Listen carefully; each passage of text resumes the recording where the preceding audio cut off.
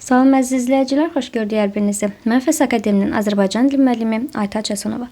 Bugün sizinlə birlikdə ödənişsiz sınağımızın izahına baxırıq. İzaha keçməzdən əvvəl xatırlatmaq istəyirəm ki, bizim ödənişsiz dərslərimizdən, video izahlarımızdan xəbərdar olmaq istəyirsinizsə, 077 598 38 00 menecer nömrəsi ilə əlaqə saxlaya bilərsiniz. Baxaq birinci sualımıza.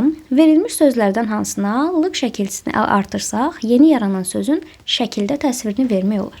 Şəkildə təsvir dedikdə mücərrəd və yaxud da ki, konkret olmaqdan söhbət gedir. Əgər şəklini verə biliriksə, yəni şəkildə təsvirini verə biliriksə, deməli onu görə bilirik. Bu da olacaq konkret. Yəni bizə lazımdır konkret isimlər. Birlik, burada lıq üstə 4 olmalıdır. Birlik mücərrəddir. Yazıçılıq mücərrəddir. Dərslik bu kitab mənasındadır. O zaman bu olacaq konkret, çünki biz dərsliyi görə bilirik. Razılıq yenə də mücərrəd isimdir. Birinci sualda cavabımız C variantı. İkinci sualımıza baxaq. Eyni köklü sözlər haqqında hansı fikir səhvdir? Eyni köklü sözlər quruluşca düzəltmə olur. Bəli, ən əsas şərtimiz budur ki, eyni köklü sözlər mütləq düzəltmə olmalıdır. Onlar eyni bir kökdən törüyür. Bəli. Həm eyni, həm də müxtəlif nitq hissəsinə aid ola bilər. Bəli, ola bilər, fərqi yoxdur. Əsas odur kökləri eyni nitq hissəsində aid olsun. Yəni sonradan düzələn düzəltmə söz müxtəlif nitq hissəsinə aid ola bilər. Eyni köklü sözlər quruluşca mürəkkəb də ola bilər. Xeyr, qəti şəkildə ola bilməz. Eyni köklü sözlər yalnız və yalnız düzəltmə sözlərdir. Üçüncü sualımıza baxaq. Altına xətt çəkilmiş şəkilçilərdən hansı yeni leksik mənalı söz yaratmışdır? Biz bilirik ki, ın, in, un, ın şəkilçisi həm leksik, həm qrammatik ola bilən şəkilçidir. Bəzi hallarda leksik, bəzilərində isə qrammatik olacaq. Kitabın səhifələri. Burada yəli hal şəkilçisi olduğu üçün qrammatikdir. Daha sonra ağaclar əkin. Burada siz əkin. Siz şəxsinə aid olan şəxs sonluğu olduğu üçün yenə də qrammatikdir. Sənin dostun yəli hal şəkilçisi yenə də qrammatikdir. Amma B variantında səpin başladı. Nə başladı? Burada səpmək sözün kökü in leksik şəkilçi. Feildən, isim düzəldən leksik şəkilçi olduğu üçün cavab elə B variantı olacaq. Tələffüz formasında verilmiş hansı söz feil kimi işlənə bilməz? Biz əvvəlcə bu tələffüz şəklində olan sözlərin düzgün yazılışını bilməliyik. Anlar. Olacaq nə? Anlar. Bunu anlayar kimi başa düşəcəyik və bu nədir? Hərəkət kimi işlənə bilər. Yəni bizə lazımdır ki, feil kimi işlənə bilməsin. Ağlar. Bu ağlayar mənasında ola bilər. Ona görə də hərəkət kimi olar. Yəni ağlar, ağlayar. Eyni mənanı bildirir. Kəsərlər olacaq, kəsərlər. Bu da hərəkətdir. Amma qanlar sözü qanlar olacaq. Bu da isim və cəm şəkilçisindən gedir söhbət. Qanlar sözü feil kimi işlənə bilməz.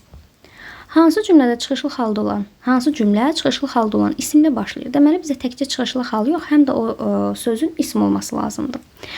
Baxaq, mərd. Mərd sözü sifətdir. Ola bilər ki, burada çıxışlı hal işlənsin, amma bizə isim istədiyi üçün D variantını götürə bilmərik. Uzaqdan. Uzaq yenə də əlamət bildirir. Olmaz. Əvvəldən, əvvəl zərfdir, zaman bildirir, olmaz. Cavabımız olacaq C variantı. Bağdan. Bağdan, bağ kökü isimdir. Bağ, bağça mənasında, dan isə çıxışlı haldır.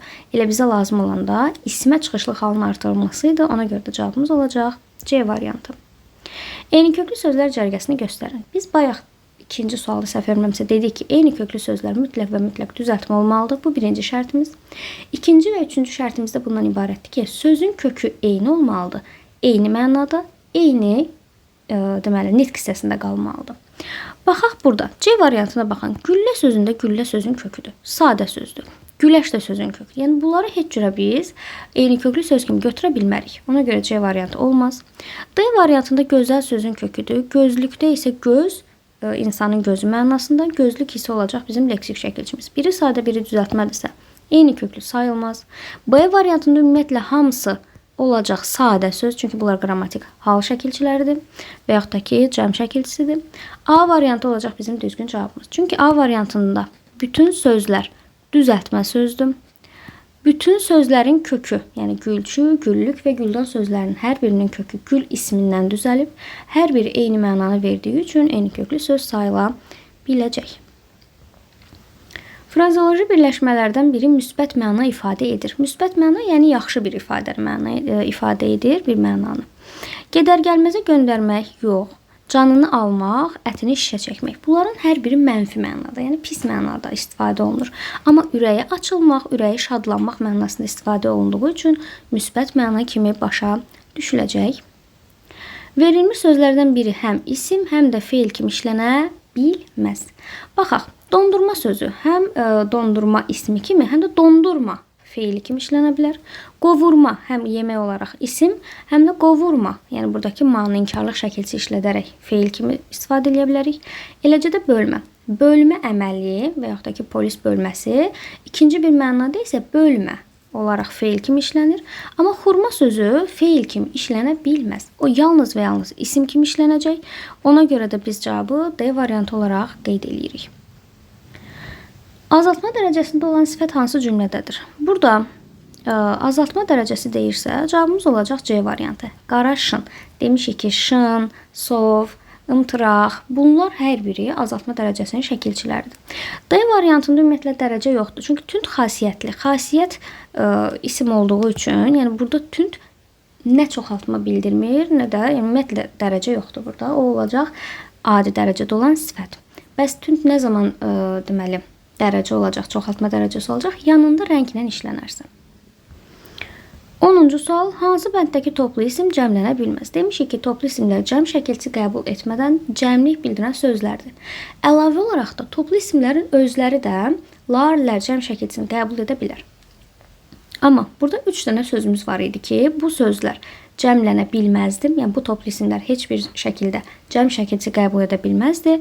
Bunlardan biri də olacaq əhali sözü. Yəni cavabımız A variantı. Ordular, millətlər və ilxılar hər biri uyğun gəlir. Bugünlük izahımız bu qədər. Əgər izah sizin üçün yararlı oldusa, videonu bəyənməyi, paylaşmağı, rəy bölməsində öz fikirlərinizi bizimlə bölüşməyi unutmayın. Bugünlük bu qədər. Gələn videolarda görüşənə qədər hələlik.